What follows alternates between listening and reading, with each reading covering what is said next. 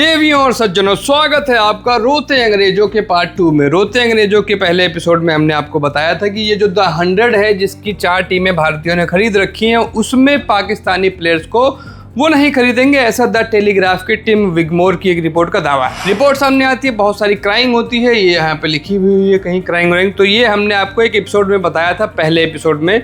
Episode का जिक्र मैं इसलिए कर दे रहा हूँ क्योंकि सेक्सी लग रहा है, अच्छा लग रहा है। लेकिन ये एकदम अलग वीडियो होगा, वीडियो के अंत तक बने रहिएगा, आपको मजा भरपूर आने वाला है, इसकी गारंटी है। तो ये जो है द 100 पर जो रोना चल रहा है, अब मैं पढ़ रहा हूँ कि इनके जो कैप्टन हैं इंग्लैंड के, उनका भी बयान आ गया और वो बड़े निराश हैं। उनका कहना है कि it will be a shame if Pakistani players won't play in the 100, ऐसा इन्होंने कहा है। हैरी ब्रूक साहब ने, हैरी ब्रूक साहब जो कि आईपीएल के 1-2 सीजन से भाग चुके हैं, बैन भी हैं शायद। तो इनका ये कहना है कि पाकिस्तानी प्लेयर्स को खेलना चाहिए। माइकल वॉन के बयान का मैंने कल जिक्र किया था, उन्होंने भी कहा था कि पाकिस्तानी प्लेयर्स को मौका मिलना ही चाहिए क्योंकि डिस्क्रिमिनेशन होगा, रेसिस्ट होगा, तमाम सारी बातें। और पूरा अंग्रेजों का जो प्रबुद्ध तबका है, जो खुद को बड़ा पढ़ा लिखा एंटाइटल्ड मानते हैं, वो लोग लगातार ये बात कर रहे हैं कि ये गलत हो रहा है, ऐसा नहीं होना चाहिए। तो अब नहीं होना चाहिए, ठीक बात है भाई, आपकी बात मान ली। चलो हम भूल जाते हैं कि ये जो 4 टीम्स हैं, इनके जो मालिक हैं ये इंडियन हैं और इनका अपना ओपिनियन हो सकता है, भूल गए हम ये भी भूल जाते हैं कि ये जो 4 टीम्स हैं, इनमें पैसा लगाने के बावजूद इनके जो मालिक हैं वो अपने पसंद के प्लेयर्स नहीं पिक कर सकते। मान लिया, इनमें सब मान लिया।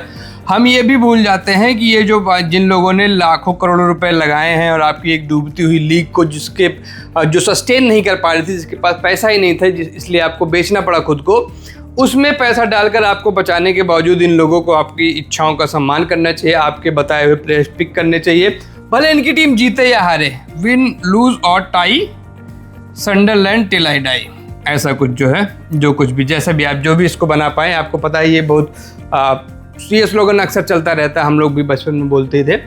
तो ये लोग सारी बातें इनकी हमने मान ली, सारी शर्तें हमने इनकी मान ली, ठीक है, पाकिस्तानियों को मौका मिलना चाहिए। बल्कि मैं कहूँगा इन 4 टीम्स में खाली पाकिस्तानी प्लेयर्स को मौका दो और किसी को मत लाओ। लेकिन भैया हैरी ब्रूक जी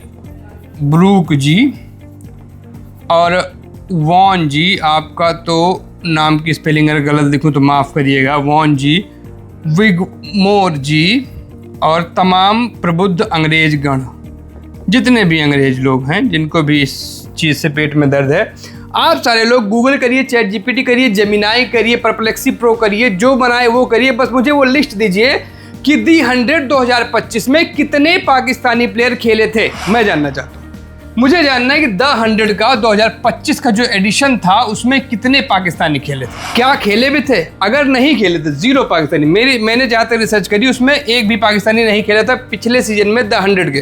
तो जब पिछले सीजन में एक भी पाकिस्तानी नहीं खेला, तो इस सीजन का जो ड्राफ्ट अभी हुआ नहीं, नीलामी हुई नहीं, प्लेयर्स चुने नहीं गए, कुछ भी नहीं हुआ, कुछ हुआ ही नहीं। तो उसमें एक खबर जब आती है, कोई भी अखबार वाला ब्रेक करता है कि Pakistani players are not allowed in 4 franchises owned by Indians, तो उस पर इतना बवाल क्यों हो रहा है? ड्राफ्टिंग हो जाए, हम देखते हैं बाकी की जो टीम्स बच रही हैं द 100 में, मेल फीमेल दोनों मिलाकर, वो कितने पाकिस्तानी प्लेयर्स को चुनेंगी।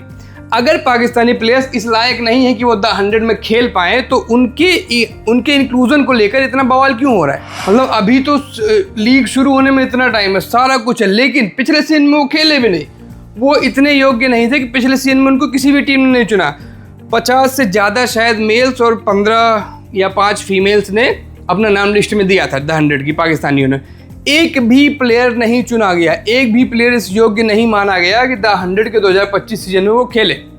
तो जब 25 में ही नहीं खेले, उनके पास क्वालिटी ही नहीं है, मैं टेररिज्म हटा देता हूँ, मैं उनकी बदतमीजी हटा देता हूँ, मैं उनकी जो भी जितनी भी हरकतें हैं उनकी इंडिया के खिलाफ, जो लगातार एक स्टेट स्पॉन्सर्ड टेररिज्म वो कर रहे हैं हमारे देश के खिलाफ, उसको मैं भूल जाता हूँ, सब हटा देता हूँ।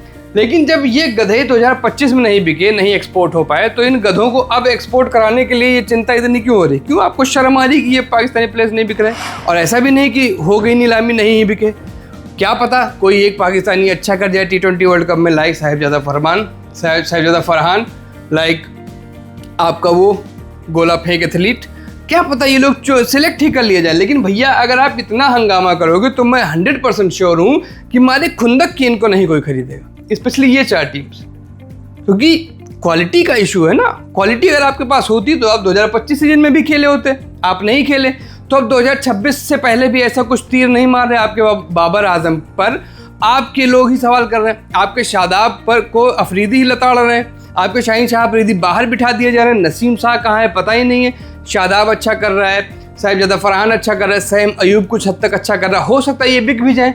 लेकिन भैया अगर आप आउट ऑफ थिन एयर एक कंट्रोवर्सी क्रिएट करने के चक्कर में रहेंगे ना, तो यकीन मानिए कोई भी क्रिकेट टीम चलाने वाला बंदा ऐसी कंट्रोवर्सी के बीच आपको सपोर्ट नहीं करेगा। किसी को कंट्रोवर्सी नहीं चाहिए, सब यहाँ बिजनेस के लिए हैं। जो बिजनेस में फ़ायदा कराएगा वो काम करेंगे, जो नुकसान कराएगा वो नहीं करेंगे। खैर, आपका तो ये रोना चलता रहेगा, लेकिन मेरे इस वीडियो को विराम देने का वक्त आ गया। आपको ये वीडियो कैसा लगा ज़रूर बताइएगा कमेंट्स में। मेरा नाम सूरज है, आप खेलकूद देख रहे थे। शुक्रिया।